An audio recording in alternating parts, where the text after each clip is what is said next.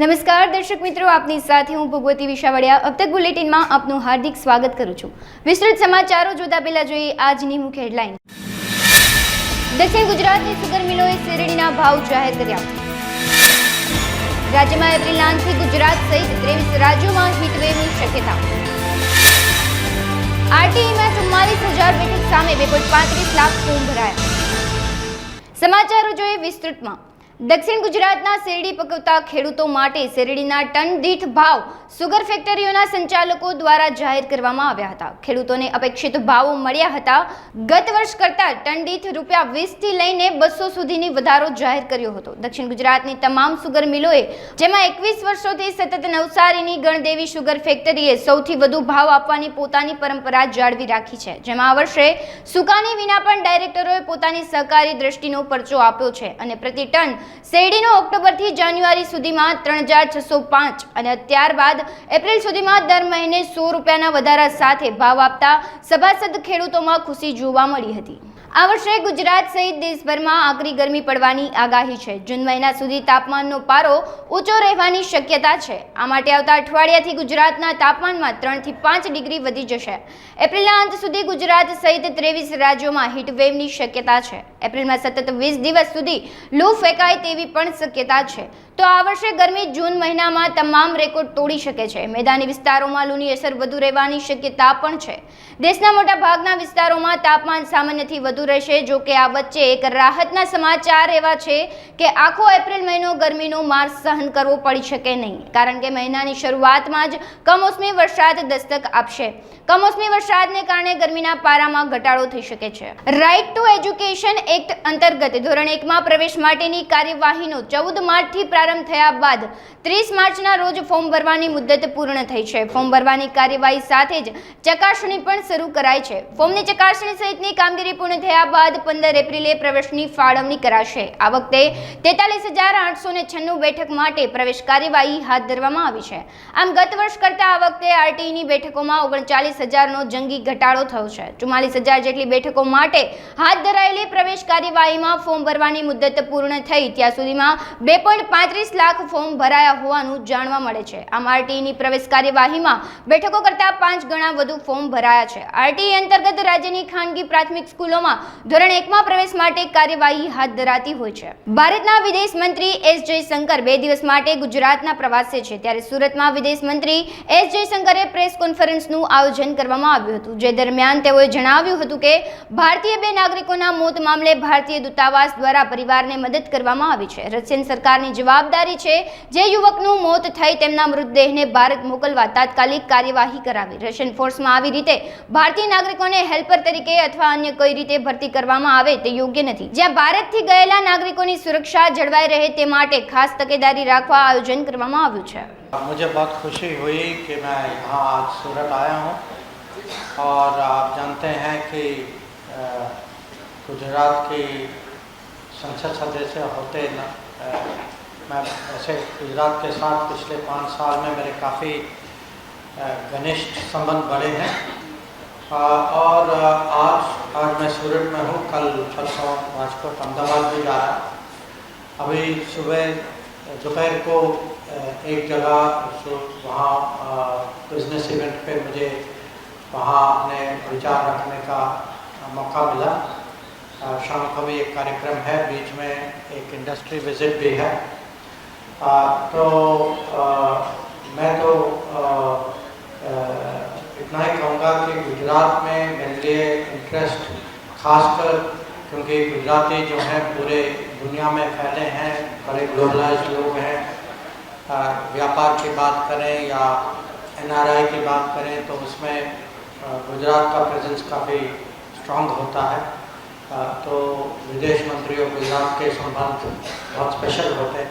आज जो जहाँ से मैं अभी आया हूँ, जो बिजनेस इवेंट जो था वो साउथ गुजरात चैम्बर और फिक्की का जो जॉइंट इवेंट जो था, वहाँ ये प्रश्न उठाया गया था कि यहाँ डायमंड इंडस्ट्री को थोड़ी सी चिंता है क्योंकि वो G7 देश और यूरोपियन यूनियन कुछ डायमंड का रशियन डायमंड पे कुछ सैंक्शन लगाने की उस दिशा में जा रहे हैं. मैंने उनको ज़रूर कहा कि यूरोपियन देशों के साथ भी हमारी बात हो रही है, ब्रसल्स में भी हो रही है, और G7 के अलग अलग सदस्य जो हैं उनके साथ भी ये विषय उठाया गया है। और हमने उनके सामने बात रखी है कि क्योंकि जर्मन के बिज़नेस में इतने छोटे स्मॉल बिज़नेस हैं, इतने कारीगर हैं, इतने लोगों की रोजगारी है, इसका ज़रूर ख्याल रखें। तो मुझे लगता है कि अभी सिचुएशन उतना स्पष्ट नहीं है, तो हमारी कोशिश होगी कि जो हमारी चिंताएं जो हैं, जो चीज़ें हमने कही हैं, उसको मन में रखते हुए वो अपना जो भी नीति बनाएंगे उसका ज़रूर वो ख्याल देंगे। तो अभी जो है हमें थोड़ा देखना होगा। ये भी है कि पहले जो पूरा बिज़नेस जो एंटवर्प में होता था, अभी थोड़ा बिज़नेस शिफ्ट भी हो गया है। वो भी एक हकीकत है जिसका अपना असर होता है इंडस्ट्री में। ये जो आप कह रहे हैं, मेरे ख्याल से दो केस अभी तक हुए हैं जहां लोगों की मृत्यु हुई है, और दोनों केस में हमारे राजदूतावास ने तुरंत जो उनके साइड से जो हो सका वो उन्होंने बॉडी वापस लाने की कोशिश की। थोड़ा समय तो लगा क्योंकि जहां उनकी मृत्यु हुई वो उतना आसान नहीं था वहां पहुंचने में और बॉडी वापस लाने में, पर हमने बहुत स्ट्रांगली रशिया के साथ ये मामला उठाया है। और हमारे राजदूत ने मॉस्को में भी ये विषय उठाया है, विदेश सचिव ने दिल्ली में भी रशियन राजदूत के साथ इस पर बातचीत हुई है कि हमारा मानना है कि ये बिल्कुल गलत है कि कोई भी भारतीय नागरिक किसी और सेना में ना तो किसी भी तरीके से ना भर्ती करेगा, ना कोई हेल्पर किसी भी रूप में वहाँ उसको होना ही नहीं चाहिए। और अगर उनके यहाँ ऐसे माने लोग, क्योंकि ये कोई लगता है कि कोई बीच के लोग हैं जो ये चीज़ करते हैं, इनको ये रशियन सरकार की जिम्मेदारी है ये रोकना। और हमारे सूचना के अनुसार हमें जो खबर मिली है, करीब 23-24 अभी तक ऐसे व्यक्ति हैं जिनका डिटेल हमें पता है, उनको हम वापस लाने की कोशिश कर रहे हैं। उसकी कस्टडी जो है वो जर्मनी के, उनके यहाँ एक चाइल्ड सर्विस होता है, तो वो चाइल्ड सर्विस के कस्टडी में उन्होंने उनको ले लिया, क्योंकि उन्होंने कुछ आरोप लगाए हैं जो प्राइवेट विषय है, मैं इसके बारे में पब्लिक में मैं कुछ कहना नहीं चाहता। तो हम जो हैं हमने ये विषय अभी नहीं, मैंने काफ़ी समय से हमारी बातचीत चल रही है जर्मन सरकार के साथ, और इसमें दो चीज़ हैं। एक कि जो बच्चे, क्योंकि कोई भी ये कोर्ट का विषय, कोर्ट में समय लगता है, तो हम नहीं चाहते कि ये बच्चे जो है अपने माहौल से, अपनी संस्कृति से दूर हो जाए। और अगर वो चाइल्ड सर्विस के कस्टडी में है तो उनका जो एनवायरनमेंट जो है वो इंडियन एनवायरनमेंट नहीं है या जर्मन एनवायरनमेंट। અમરેલીના ધારી ખાતે ભાજપ ઉમેદવાર ભરત સુતરિયાનો અભિવાદન સમારોહ યોજાયો હતો, જેમાં ભાજપના નેતાઓ એક મંચ પર જોવા મળ્યા હતા। ભાજપના નેતા દિલીપ સંઘાણીની વિશેષ ઉપસ્થિતિમાં સંમેલનનું આયોજન કરવામાં આવ્યું હતું। ધારાસભ્ય કૌશિક વેકરિયા, સાંસદ નારાયણ કાછડિયા, ધારાસભ્ય જેવી કાકડિયા, મહેશ કસવાલા, જનક તળાવિયા સહિતના નેતાઓ સંમેલનમાં ઉપસ્થિત રહ્યા હતા। આજે અમરેલી જિલ્લાની ખાસ કરીને અમરેલી લોકસભા ક્ષેત્રની ચૂંટણી જાહેર થઈ ચૂકી છે। ભરતભાઈ સુતરિયા ભારતીય જનતા પાર્ટીના ઉમેદવારના સમર્થનમાં ધારી બગસરા ખાંભા વિસ્તારના કાર્યકર્તાઓનું સંમેલન આજે યોજાયું। આ માહોલને જોઈ શકો છો, દ્રશ્યમાન થાય છે કે જે પ્રકારે કાર્યકર્તાઓમાં ઉત્સાહ છે। ભારતીય જનતા પાર્ટી અમરેલી જિલ્લાની ટીમ એક ટીમ થઈને ભરતભાઈને જે પ્રદેશ ભારતીય જનતા પાર્ટી આપેલું લક્ષ્યાંક 5 લાખ વધારે મતથી ભરતભાઈને જીતાડવા એ અમારું લક્ષ્ય છે। પાર્ટી આપેલું લક્ષ્ય કાર્યકર્તા પરિપૂર્ણ કરવા માટે થનગની રહી છે। ભારતીય જનતા પાર્ટીનું અમારું જિલ્લાનું શીર્ષક ભાઈ શ્રી દિલીપભાઈ સંઘાણી, અમારા સાંસદ ભાઈ શ્રી નારાયણભાઈ કાછડિયા સહિતના સિનિયર આગેવાનો પણ સૌની ઉપસ્થિતિ છે, કાર્યકર્તાઓમાં ઉત્સાહ છે અને જે પ્રકારે દેશની અંદર સ્વયંભૂ ચાલેલો નારો કે અબકી બાર 400 પાર આ લક્ષ્યને પૂરું કરવા માટે ભારતીય જનતા પાર્ટી અમરેલી જિલ્લાના કાર્યકર્તા પોતાની આહુતિ પણ એમાં આપી અને એક કમળ અમરેલી જિલ્લાનું દિલ્હી અને નરેન્દ્રભાઈને મોકલી આપશે એમાં કોઈ મત નહીં. ભારતીય જનતા પાર્ટીના કેન્દ્રીય પાર્લામેન્ટની બોર્ડે નક્કી કરેલા ઉમેદવાર ભરતભાઈ સુતરિયા છે. જિલ્લાના તમામ હોદ્દેદારો, ભારતીય જનતા પાર્ટીના નાના મોટા તમામ હોદ્દેદારો, સરપંચથી લઈ અને ચૂંટાયેલા ધારાસભ્ય અને સંસદ સભ્ય સૌ ભારતીય જનતા પાર્ટીના ઉમેદવાર ભરતભાઈ સુતરિયાને 5 લાખની જંગી બહુમતીથી જીતાડવા માટે લાગી ગયું છે. મોરબી સિવિલ હોસ્પિટલમાં સીટી સ્કેન મશીન છેલ્લા 1.5 થી 2 વર્ષથી બંધ હાલતમાં જોવા મળતા હોવાનું દર્દીઓ દ્વારા જણાવવામાં આવ્યું છે. આ મામલે મોરબીના સામાજિક કાર્યકર રાજુભાઈ દવે તથા જગદીશભાઈ બામણિયા દ્વારા જણાવાયું હતું કે મોરબી સિરામિક સિટી તરીકે ઓળખાય છે, ત્યારે સિરામિક કારખાનામાં કામ કરતા મજૂરો, ગરીબ માણસોને સીટી સ્કેન માટે આવવું પડતું હોય, ત્યારે મોરબી સિવિલ હોસ્પિટલમાં છેલ્લા 2 વર્ષથી સીટી સ્કેન બંધ હાલતમાં હોય, જે બાબતે સિવિલ હોસ્પિટલ અધિક્ષક, ધારાસભ્ય તથા આરોગ્ય મંત્રીને પણ રજૂઆત કરી છે, પરંતુ નિર્ભર તંત્ર દ્વારા સીટી સ્કેન મશીન રિપેરિંગ કરવા કોઈ આવશ્યક પગલાં લેવામાં આવ્યા નથી. અંતે હાલાકી દર્દીઓને ભોગવવી પડે છે. સિવિલ હોસ્પિટલમાં આવેલ દર્દીઓને સીટી સ્કેન કરાવવાની જરૂરિયાત જણાય તો તંત્ર દ્વારા મોરબીની ખાનગી હોસ્પિટલની પરચી બનાવી આપવામાં આવે છે, જેને લઈને દર્દીઓને ભારે નુકસાનીનો સામનો કરવો પડે છે. આ સમગ્ર મામલે તંત્ર કોઈ યોગ્ય પગલાં લે તેવી માંગ કરાઈ છે. મોરબી સિવિલ હોસ્પિટલમાં વર્ષોથી 1.5 થી 2 વર્ષથી સીટી સ્કેનની સમસ્યા ભયંકર જેને કહેવાય કે સામાન્ય માણસને જવું હોય તો પ્રાઇવેટમાં જવું પડે.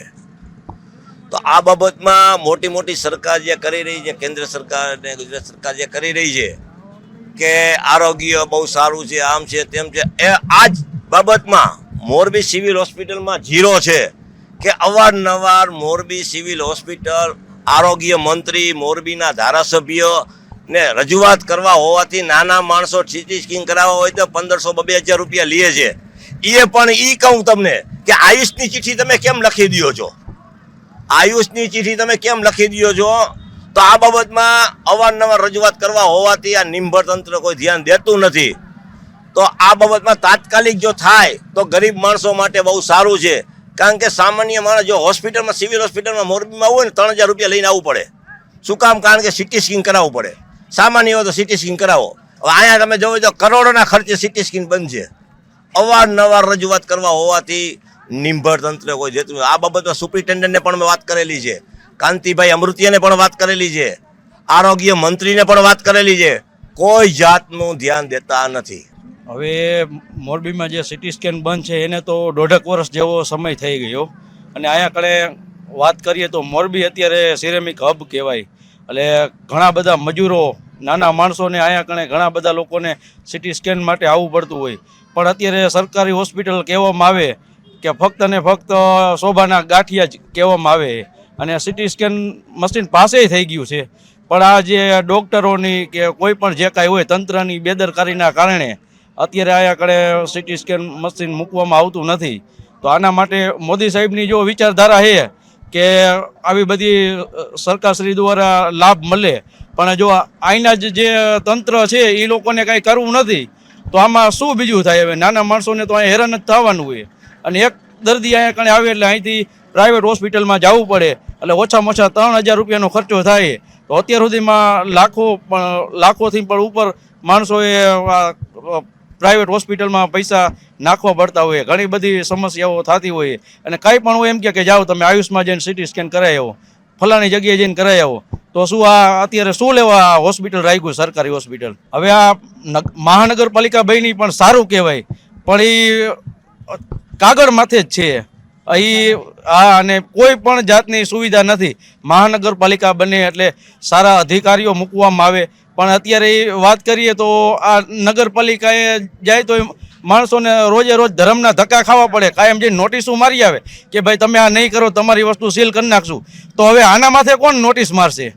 ખરેખર તો આ લોકોની માથે નોટિસ તો મારવી જ જોઈએ ને ભાઈ. મહેસાણા તાલુકાના આંબલિયાસણ સ્ટેશન ખાતે પ્રજાપતિવાડીમાં નંદાસણ તાલુકા એકત્રીકરણ કાર્યક્રમનું આયોજન કરાયું હતું. આ આયોજનમાં જિલ્લા સંચાલક પ્રવીણભાઈ પટેલ ઉપસ્થિત રહ્યા હતા, જેમાં તેઓએ હિન્દુ રાષ્ટ્રની વિચારધારાની તેમજ હિન્દુ ધર્મની રક્ષા વિશે જાગૃતિ સંદેશો આપ્યો હતો.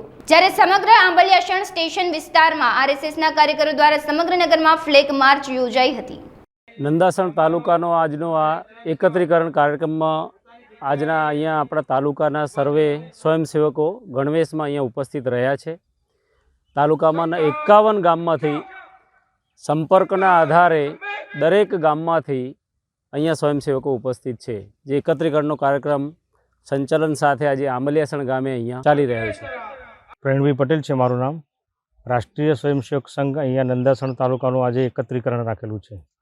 એમાં તાલુકાની અંદર જે શાખાઓ ચાલતી હોય એ બધી શાખાઓ ગણવેશની અંદર બધા સ્વયંસેવકો કાર્યકર્તાઓ આવી અને અહીંયા એક પથ સંચલન નીકળ્યું અને ત્યારબાદ અત્યારે કાર્યક્રમ છે એ કાર્યક્રમની અંદર બૌદ્ધિક થશે, એક વ્યક્તિગત ગીત થશે અને ત્યારબાદ અતિથિનું ઉદ્બોધન રહેશે. અને આવા કાર્યક્રમો અન્ય નગર તાલુકાઓમાં પણ વર્ષ દરમિયાન સંઘ દ્વારા થતા હોય છે, કાર્યકર્તાના એક ઘડતરના અભ્યાસ અર્થે. અત્યાર સુધી દર વર્ષે દરેક નગર તાલુકાની અંદર થતા હોય. મહેસાણા નગરની અંદર એક મોટો કાર્યક્રમ થયો, બહુચરાજીની અંદર થયો, પાંચોટની અંદર થયો, એમ દરેક નગર તાલુકાની અંદર પ્રતિવર્ષ આવા એકત્રીકરણના કાર્યક્રમો થતા હોય.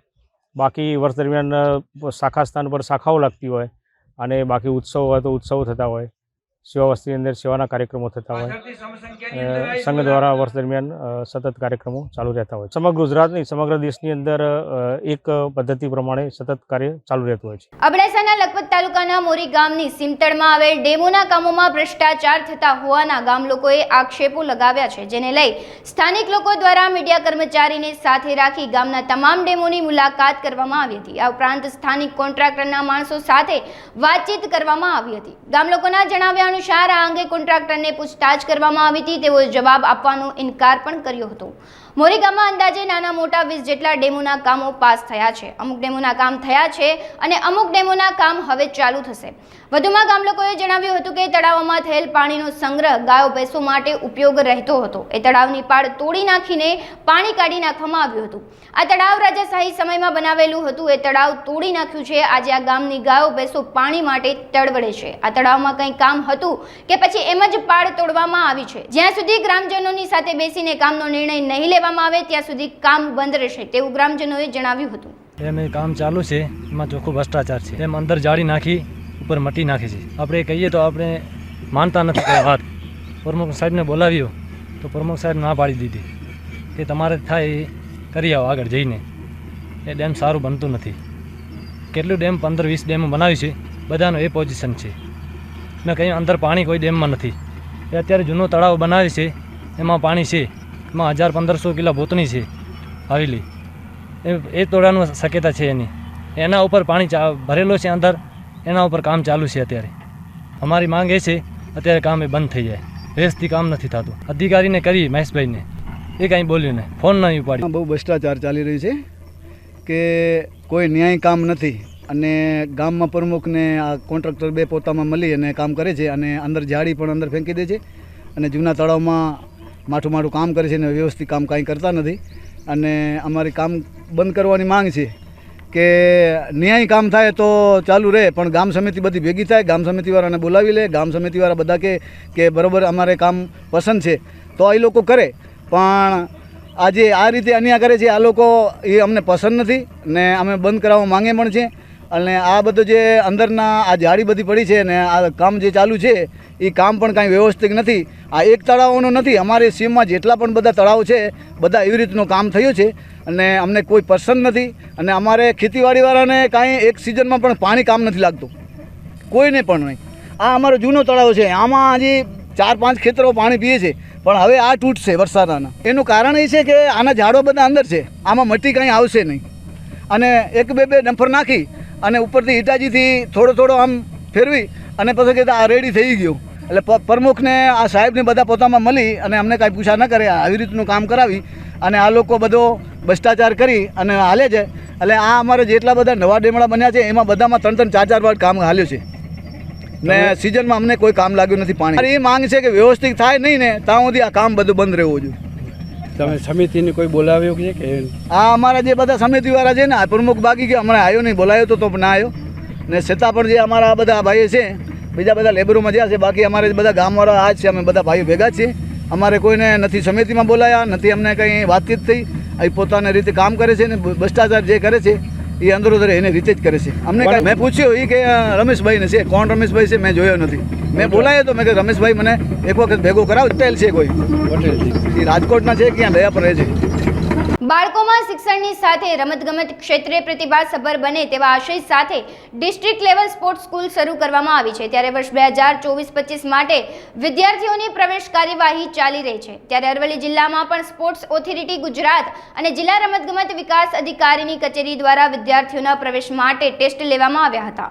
મોડાસા સ્થિત જિલ્લા DLSS સ્કૂલ ખાતે પ્રવેશ મેળવવા રજીસ્ટ્રેશન કરાયેલા 1250 જેટલા વિદ્યાર્થીઓ ઉપસ્થિત રહ્યા હતા. આ ટેસ્ટ પાસ કરનાર વિદ્યાર્થીઓને શિક્ષણની સાથે સ્પોર્ટ્સની પ્રેક્ટિસ નિઃશુલ્ક રીતે કરાવવામાં આવે છે. આવા વિદ્યાર્થીઓને તમામ રહેવા, જમવા, શિક્ષણની સ્ટેશનરી અને સ્પોર્ટ્સની તાલીમ નિઃશુલ્ક આપવામાં આવે છે. આ ટેસ્ટ પ્રક્રિયામાં વિદ્યાર્થીઓ, તેમના વાલીઓ, શિક્ષકો, કોચ, રમતગમત વિભાગના અધિકારીઓ વિશેષ ઉપસ્થિત રહ્યા હતા. રમતગમત યુવા અને સાંસ્કૃતિક પ્રવૃત્તિ વિભાગ અને સ્પોર્ટ્સ ઓથોરિટી ગુજરાત દ્વારા આજરોજ જિલ્લા કક્ષા સ્પોર્ટ્સ સ્કૂલની પ્રવેશ પ્રક્રિયાનું અહીંયા આગળ JB Shah English medium school મેદાન ઉપર કરવામાં આવે છે, જેની અંદર આજે મોડાસા અને મેઘરજ તાલુકાના બાળકોનું સિલેક્શન હતું.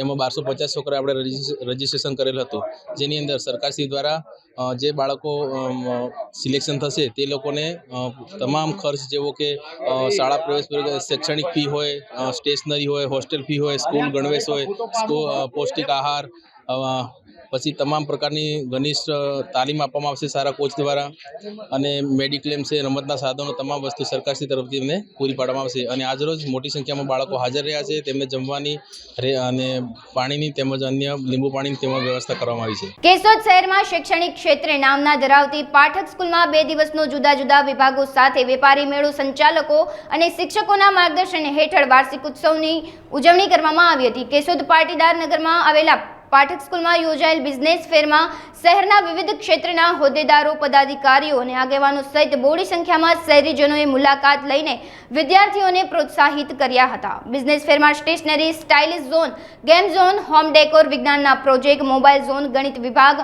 ખાણીપીણી વિભાગ, કપડાકૃતિ વિભાગ, કળા અને હાથવણાટની વસ્તુઓ, વિડીયો રીલ્સ સહિતના જુદા જુદા વિભાગો પ્રાથમિક શિક્ષણથી ઉચ્ચતર માધ્યમિક શિક્ષણના વિદ્યાર્થીઓ દ્વારા સંભાળવામાં આવ્યા હતા. શહેરના રાજકીય આગેવાનો, પદાધિકારીઓ દ્વારા પાઠક સ્કૂલ આયોજિત બિઝનેસ ફેરની મુલાકાત લઈને વિદ્યાર્થીઓ અને સંચાલકોને પ્રોત્સાહિત કરી અભિનંદન પાઠવ્યા હતા. Myself Sameer Kansagara, Pathak School, Sarvottam preschool. આજ અને આવતીકાલે અને આજે ના રોજ અમારા કોમર્સના વિદ્યાર્થીઓ દ્વારા આયોજિત બિઝનેસ ફેર નું આયોજન કરવામાં આવ્યું હતું, જેમાં KG થી લઈ અને ધોરણ 12ના વિદ્યાર્થીઓ માટેનું ફંક્શન હતું. એમાં KG થી ધોરણ 3 સુધીના બાળકોનું એન્યુઅલ ફંક્શન, ધોરણ 4 થી લઈ અને 12 ધોરણ સુધીના વિદ્યાર્થીઓનું આખો બિઝનેસ નું એક મેનેજમેન્ટના પાર્ટ શીખે, વિજ્ઞાનનું, ગેમ્સ, મેથ્સ, આર્ટ્સ, બધા અલગ અલગ વિષયો સાથેનું 2 દિવસનું સુંદર આયોજન કરેલું હતું, જેમની અંદર બહોળી સંખ્યામાં વાલીઓ અને સમગ્ર કેશોદમાંથી શહેર શ્રેષ્ઠીઓ તેમજ 10,000 જેટલા લોકોએ અમારા આ બિઝનેસ ફેરની વિઝિટ લીધેલી છે. અને બધા જ લોકોનો એક બાળકનો સર્વાંગીક વિકાસ થાય એવું આયોજન, સરસ અમે આયોજન જે છે એ કરેલું હતું. અને આ તકે કેશોદની શુભ્રજન્ય જનતાનો હું આભાર માનું છું. જય શ્રી કૃષ્ણ. લોકસભાની ચૂંટણીની તારીખો જાહેર થઈ ગઈ છે, ત્યારે કાયદો અને વ્યવસ્થાની સ્થિતિ જળવાઈ રહે તે માટે પોલીસ અને CISFના જવાનો દ્વારા ફ્લેગ માર્ચ યોજવામાં આવે છે. ત્યારે અરવલ્લી જિલ્લાના મુખ્ય મથક મોડાસા ખાતે મોડાસા ટાઉન પોલીસ અને CISFના જવાનો દ્વારા ફ્લેગ માર્ચનું આયોજન કરવામાં આવ્યું હતું. શહેરમાં કાયદો અને વ્યવસ્થાની સ્થિતિ જળવાઈ રહે તે માટે મોડાસા ટાઉન પોલીસ સ્ટેશનના PIKD ગોહિલની રાહબારી હેઠળ આ ફ્લેગ માર્ચનું આયોજન કરવામાં આવ્યું હતું. શહેરના 4 રસ્તાથી શરૂઆત કરવામાં આવી હતી અને શહેરના વિવિધ વિસ્તારોમાં ફરીને 4 રસ્તા ખાતે પૂર્ણ થઈ હતી. સુરતમાં હત્યાના બનાવોમાં ઉત્તરોત્તર વધારો થઈ રહ્યો છે, ત્યારે વરાછા વિસ્તારમાં આવેલી માધવ પાર્ક સોસાયટીમાં રહેતી પ્રેમિકા તેની બહેનપણીના ઘરે ગઈ હતી, જ્યાં તેણીએ પોતાના પ્રેમીને મળવા માટે બોલાવ્યો હતો. પ્રેમી યુવક પ્રેમિકાને મળવા આવ્યો હોવાની જાણ થતાં જ તેના ભાઈ અને મામા અને તેના દીકરા એમ 3 જણાએ મળીને યુવકને ઝડપી લઈને ઢોરમાર માર્યો હતો, જેથી યુવકનું સારવાર દરમિયાન મોત થતાં પોલીસે વધુ તપાસ હાથ ધરી છે. સુરત શહેરના વરાછા પોલીસ સ્ટેશન વિસ્તારમાં આજ રોજ 3 ઈસમોએ વ્યક્તિને મૂઢ માર તેમજ દોરડા તેમજ પટ્ટાથી માર મારી અને ઈજા પહોંચાડતા સારવાર દરમિયાન મરણ જતાં મરણ જનારના ભાઈએ વરાછા પોલીસ સ્ટેશનમાં ખૂનની ફરિયાદ નોંધાવેલ છે. આ સમગ્ર બાબતે ફરિયાદ હકીકત જોતાં મરણ જનાર વ્યક્તિને મહિલા સાથે પ્રેમ સંબંધ હતો અને ગઈકાલે તે એને મળવા માટે ગયેલો એ દરમિયાન જે તે મહિલાના ભાઈને આ વાતની ખબર પડતા મહિલાનો ભાઈ તેમજ તેના કાકા તથા મામાનો દીકરો ભાઈ એમ 3 વ્યક્તિઓ આ મહિલાના ઘરે જઈ અને તેને મારતા મરણ જનાર વ્યક્તિનું મોત થતાં આ ખૂનનો બનાવ બનેલો છે. આ 3 વ્યક્તિઓને કે જેઓએ આ ગુનો આચરેલ છે તેઓને ડિટેન કરવામાં આવ્યા છે અને હાલ વૈજ્ઞાનિક ઢબે તપાસ ચાલુ છે. પુરાવા એકત્રિત કરવાની કાર્યવાહી વરાછા પોલીસ સ્ટેશનના ઇન્સ્પેક્ટર શ્રી ધાબાણી નાઓ દ્વારા કરવામાં આવી રહી. હાલ સમાચારોમાં બસ આટલું જ. વધુ સમાચારો જોવા માટે તમે જોતા રહો અબ તક. નમસ્કાર.